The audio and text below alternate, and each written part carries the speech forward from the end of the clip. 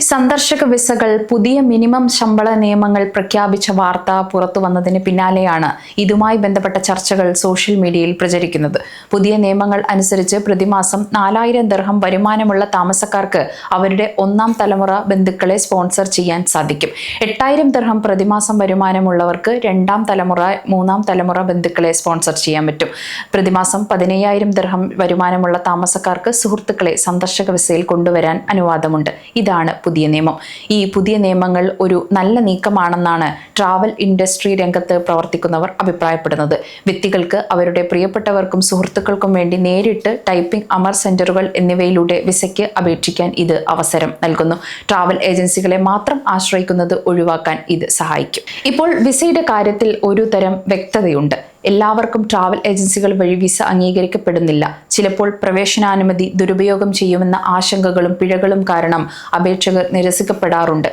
Clear trip അറേബ്യയുടെ chief business officer Sameer ബഹുങ്കൻ Khaleej ടൈംസിന് നൽകിയ അഭിമുഖത്തിലാണ് ഇക്കാര്യം വ്യക്തമാക്കിയത്. ഇനി ഇതുണ്ടാവാൻ സാധ്യതയില്ല. വ്യക്തതയുള്ള സ്പോൺസർമാർക്ക് മാത്രം അവരുടെ കുടുംബാംഗങ്ങളെ കൊണ്ടുവരാൻ അവസരം നൽകുന്നു. ഇത് വളരെ നല്ലൊരു സംരംഭമാണ്. കാരണം നിങ്ങളുടെ ദേശീയത പരിഗണിക്കാതെ നിങ്ങൾക്ക് ഒരു നിശ്ചിത വരുമാനം ഉണ്ടെങ്കിൽ നിങ്ങളുടെ കുടുംബത്തെയും സുഹൃത്തുക്കളെയും കൊണ്ടുവരാൻ കഴിയുമെന്നും ഇത് വളരെ വ്യക്തമായി പറയുന്നു. യുഎഇയിലെ താമസക്കാർക്ക് അവരുടെ പ്രിയപ്പെട്ടവർക്ക് നേരിട്ട് വിസയ്ക്ക് അപേക്ഷിക്കുന്നതിനാൽ ഇത് കൂടുതൽ യഥാർത്ഥ സന്ദർശകരെ രാജ്യത്തേക്ക് കൊണ്ടുവരുമെന്നും ഒളിച്ചോടുന്നവരുടെ എണ്ണം കുറയ്ക്കുമെന്നും മറ്റൊരു ട്രാവൽ രംഗത്തെ വിദഗ്ധൻ അഭിപ്രായപ്പെടുന്നു. ഇപ്പോൾ ആളുകൾക്ക് അവരുടെ രേഖകൾ സമർപ്പിച്ച് നേരിട്ട് വിസയ്ക്ക് അപേക്ഷിക്കാം. ആ തീരുമാനത്തെ പലരും സ്വാഗതം ചെയ്യുന്നു. ദുബായ് ആസ്ഥാനമുള്ള അറേബ്യൻ ബിസിനസ് സെന്ററിലെ ഓപ്പറേഷൻസ് മാനേജർ ഫിറോസ് ഖാൻ പുതിയ വിസ സംവിധാനം യുഎഇയിലേക്ക് ധാരാളം ആളുകളെ കൊണ്ടുവരുമെന്ന അഭിപ്രായമാണ് പങ്കുവച്ചത്. കുടുംബങ്ങൾക്ക് ഒത്തുചേരാനും ആളുകൾക്ക് ജോലി അന്വേഷിക്കാനും മാത്രമല്ല, നിക്ഷേപങ്ങൾ കണ്ടെത്താനും അവസരങ്ങൾ കണ്ടെത്താനും ബിസിനസ്സുകൾ ആരംഭിക്കാനും ഇവിടെ എത്തുന്നവർക്ക് എളുപ്പമാകുമെന്നും അദ്ദേഹം വ്യക്തമാക്കി.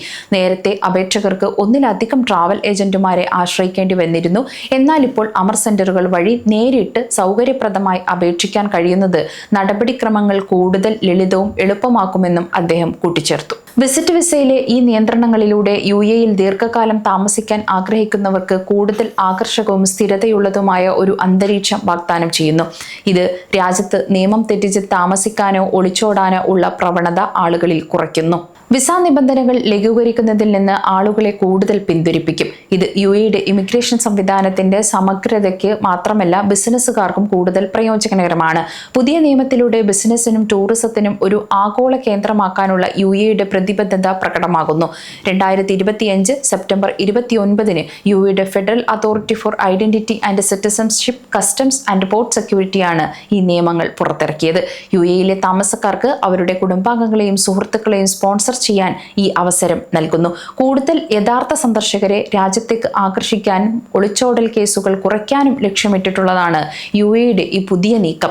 ട്രാവൽ രംഗത്തെ വിദഗ്ധർ ഇതിനെ സ്വാഗതം ചെയ്യുന്നത് വളരെ ആശ്വാസത്തോടെയാണ് പ്രവാസികൾ നോക്കിക്കാണുന്നത്. സമയം മലയാളം വാർത്തകൾ ഇനി ടൈംസ് ഓഫ് ഇന്ത്യ സൂപ്പർ ആപ്പിലും. ഇതിനായി പ്ലേ സ്റ്റോറിൽ നിന്നോ ആപ്പ് സ്റ്റോറിൽ നിന്നോ times of India app install ചെയ്യൂ. മലയാളം ഭാഷ തിരഞ്ഞെടുക്കൂ. വാർത്തകൾ ആസ്വദിക്കാം. എല്ലാം ഇനി സമയത്തിൽ.